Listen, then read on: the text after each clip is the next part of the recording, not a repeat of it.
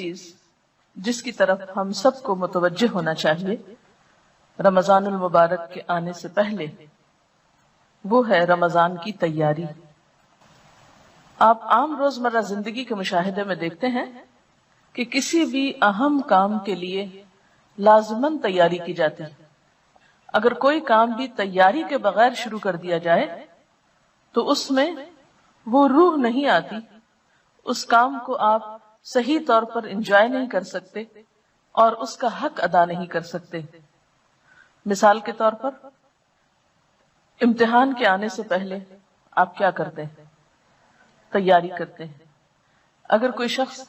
تیاری کے بغیر امتحان دینے لگے تو اس کا نتیجہ آپ دیکھ سکتے ہیں۔ اگرچہ وہ پاس بھی ہو جائے لیکن اس کی فیلنگ کیا ہوتی ہے؟ تو یہ ایک حقیقت ہے کہ دنیاوی زندگی کے کاموں کے ساتھ ساتھ عبادات میں بھی یہی اصول ہے۔ نماز جیسے اہم فریضے کے لیے آذان اور وضو تیاری کی حیثیت رکھتا ہے، ورنہ تو گھڑیوں کو دیکھ کے، سورج کے ڈھلنے، غروب ہونے چڑھنے کو دیکھ کے نماز پڑھی جاتی۔ اور جن ملکوں میں آذان کی آواز نہیں آتی یا جن گھروں میں آذان کی آواز نہیں آتی، وہاں پر نماز اس طرح روح پرور نہیں ہوتی جس طرح اس جگہ پر جہاں آپ کو آذان کی آواز آتی ہے اور اس کے بعد آپ چاہے دنیا کا کوئی کام کر رہے ہو، آپ کے دماغ پر، آپ کی سوچ پر کیا چیز حاوی ہو جاتی ہے؟ نماز کا وقت ہو گیا، جلدی کرو، یہ کام جلدی سمیٹو، نماز کا وقت ہے۔ تو آذان کے ساتھ ہی آپ کی نماز کی تیاری شروع ہو گئی۔ تو گویا کوئی بھی کام ہو اس سے پہلے تیاری کا کرنا، اور تیاری میں دو چیزیں آتی ہیں، نمبر 1 ذہنی تیاری اور نمبر 2 عملی تیاری۔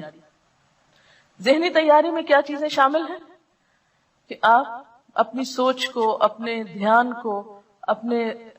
احساسات کو، اپنے جذبات کو اس طرف موڑنا شروع کریں، ایسے اسباب اور ایسے حالات سے گزریں کہ جس سے آپ ذہنی طور پر اس چیز کے کرنے کے لیے فوکس ہو جائیں۔ عملی تیاری میں کیا چیز آتی ہے کہ مثلا آپ کو معلوم ہے کہ رمضان میں آپ کو اتنا راشن چاہیے، جیسے گھریلو خواتین ہیں جو گھر چلاتی ہیں، اتنا راشن چاہیے، یہ چیزیں خریدنا ہے، یا عید پہ کپڑے بنانا ہے، یا اور جو بھی آپ سمجھتے ہیں کہ آپ کو اتنے لوگوں کو روزہ افطار کرانا ہے، یا زکوٰۃ دینا ہے، یا صدقہ خیرات کرنا ہے، یا درس قرآن دینا ہے، یہ جو بھی کام آپ رمضان میں کرنے والے ہیں، اگر بیٹھ کر رمضان سے پہلے ان کے بارے میں مذاکرہ کر لیں، ڈسکشنز کر لیں، گفتگو کر لیں، تیاری کر لیں، عملی طور پر آپ بازار جا کر اپنا حساب کتاب کر لیں کہ کتنا خرید و فروخت کرنی، یا منگوا لیں، اگر آپ خود نہیں جاتے تو بھی منگوا کے سب چیزیں کچن کی ایک طرح سے دوبارہ سیٹنگ کر کے ہر چیز سحری افطاری کے اعتبار سے، پھر ٹائم ٹیبل آپ کے پاس میں ہونا چاہیے جس کو دیکھ کے آپ سحری افطاری کے اوقات فالو کرتے ہیں۔ پھر اسی طرح اگر آپ کو کہیں اور تراویح پڑھنے کے لیے جانا ہے تو سواری کا ارینجمنٹ، یہ کس کے ساتھ جانا ہے، یہ کس کو اور ساتھ میں لانا ہے، یہ ساری چیزیں رمضان سے پہلے ایک ایک کر کے، جن کا ابھی میں ذکر کروں گی، ان کو عملی طور پر بھی تیار کر کے رکھ لیں اپنے پاس۔ اس سے آسانی یہ ہوگی کہ جب کام شروع ہوگا تو آپ رائٹ اوے کام ڈے 1 سے شروع کر دیں گے، اور اگر آپ تیار نہیں ہوں گے تو پہلا عشرہ تو آپ کا صرف سوچ بنانے میں گزر جائے گا کہ اچھا رمضان آیا۔ جو کام آپ کو کرنے ہیں یہ چیزیں آپ نے روز کرنی ہے۔ مثلا میں نے لکھ کے رکھا ہوگا کہ سب سے پہلے صبح میں کیا پڑھنا ہے، اس کے بعد تسبیحات کون سی کرنی،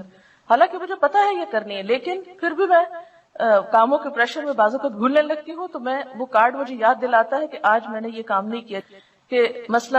اگر آپ نے اپنے اوپر کچھ نفل باندھے ہوئے ہیں یا کچھ ذکر خاص کرنا ہے آپ کو، خاص سے مراد مسنون ہی ہے، وظیفہ مراد نہیں ہے کہ 1000 دفعہ کچھ، 1,00,000 دفعہ کچھ پڑھنا ہے، تو ان سب کے انہی ترتیب وار اپنے چیزیں لکھ کر رکھ لیں۔ پھر یہ ہے کہ جائے نمازیں وغیرہ دھو کے صاف ستھری کر لیں، کیونکہ افسوس کے ساتھ کہنا پڑتا ہے کہ بعض گھرانوں میں اس کا اہتمام نہیں ہوتا، اور بہت فریکوینٹلی یہ چیز دیکھنے میں آتی ہے کہ لوگ سارا گھر صاف رکھتے اور ایک جائے نماز گندی رہ جاتی، شاید وہ مائنڈ کرتے ہیں اس کو دھونا یا گناہ سمجھتے ہیں۔ تو عبادت میں لطف کے لیے کیا ہے، تھوڑا سا گھر کی صفائی کو بھی دیکھ لیں، کچن کی صفائی، گھر کی صفائی، اپنے بیڈ کی، کمرے کی، جہاں آپ کو عبادت کرنی ہے، جہاں پڑھنا ہے، کتابوں کی شیلف کی، الماری کی، یعنی ہر ایک چیز جو ہے بالکل ترتیب سے کر لیں، اور اتنی ترتیب سے کر لیں، بلکہ میں تو بعض اوقات یہ کیا کرتی تھی کہ جو بیڈ بستر وغیرہ سال بھر اٹھتے رکھے جاتے ہیں، وہ میں رمضان سے پہلے چادریں، ہر چیز اس طرح ایسی جگہ پہ رکھ لیتی تھی کہ بس صرف 1 منٹ اس میں لگے اور ہر چیز جلدی جلدی تبدیل ہو جائے۔ اور لانڈری بھی رمضان کے لیے بچا کے نہیں رکھیں، سب کچھ واش کر لیں، کلین کر لیں، اور اس طرح آپ جب رمضان، جیسے لوگ عید کی تیاری کرتے ہیں، تو عید سے بڑھ کر آپ رمضان کے لیے عملی طور پر تیار ہو جائیں، اور ساتھ ساتھ کارڈ پر ذہنی طور پر عبادات کی تفصیل لکھ کر وہ تیاری کر لیں. اور پھر خاص طور پر یہ بات کہ کوئی بھی نیکی جو نفل کا درجہ رکھتی ہے عام دنوں میں، وہ رمضان میں فرض کا اجر و ثواب پاتی. جو عام دنوں میں نفل کا مقام رکھتی ہے وہ رمضان میں فرض کا مقام رکھتی. پھر اسی طرح فرض جو ہے وہ 70 فرض کے برابر ہو جاتا ہے. پھر اس میں ہمدردی اور غمخواری کا مہینہ ہے، تو ایک دوسرے کے ساتھ آپ ہمدردی اور غمخواری کس طرح کریں. پھر اسی طرح شہر المواسات کے علاوہ خاص طور پر افطار کا جو اجر بتایا گیا ہے، تو اس میں بھی آپ دیکھیے کہ گھر والوں کو بھی آپ افطار کرا سکتے ہیں. افطار پارٹی سے مراد نہیں ہے، اس سے افطار کرانا مراد ہے، کھجور کے ساتھ، پانی کے گھونٹ سے، لسی کے گھونٹ سے، جو بھی اویلیبل ہے.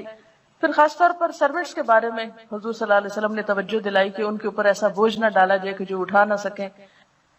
عام طور پر لوگ آخری وقت میں گرم پراٹھا کھاتے رہتے ہیں اور دوسروں کی سحری کا خیال نہیں رکھتے کہ ان لوگوں کو خود بھی کھانی، یا وہ لوگ بہت ارلی بیچارے کھا کے پھر سارے گھر کو سرو کرتے ہیں.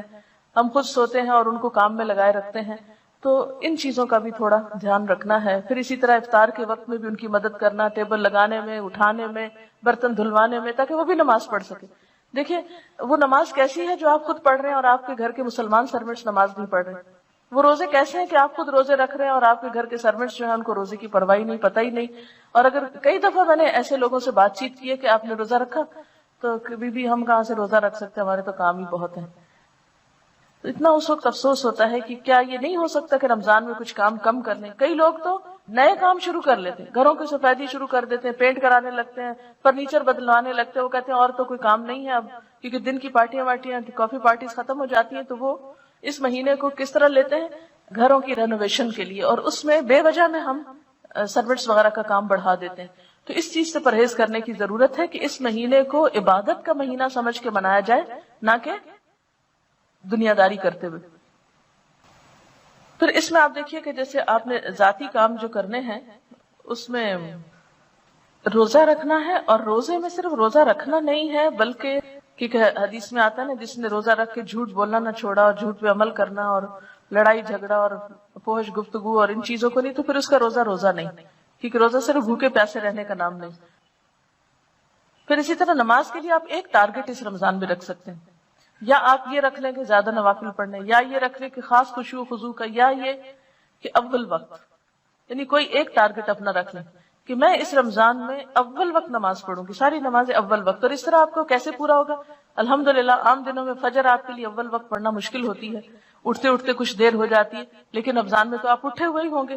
یہ نہیں کہ آپ سحری کے بعد جو لوگ خود کام کرتے ہیں گھر کا، تو وہ کیا کرنا شروع کر دیں، برتن دھونا شروع کر دیں، کچن صاف کرنا شروع کر دیں، اس کو فرش دھونا شروع کر دیں، اور سارے کام کرتے کرتے سویر کر دیں، اور جب تھوڑی دیر رہ جائے سورج نکلنے کو تو جلدی جلدی نماز پڑھ لیں. یہ نہیں کرنا، طویل نماز پڑھیں، کیونکہ فجر کی نماز جو ہے آپ صلی اللہ علیہ وسلم کی سب نمازوں سے زیادہ طویل ہوتی تھی. تو اس کو مسنون طریقے سے پڑھنے کے لیے آپ کو کیا کرنا ہوگا؟ آپ اندھیرے میں شروع کرتے تھے اور تھوڑی تھوڑی روشنی ہو جاتی تھی جب ختم کرتے تھے. ہم لوگوں نے کتنی دفعہ زندگی میں مسنون نماز فجر کی پڑھی.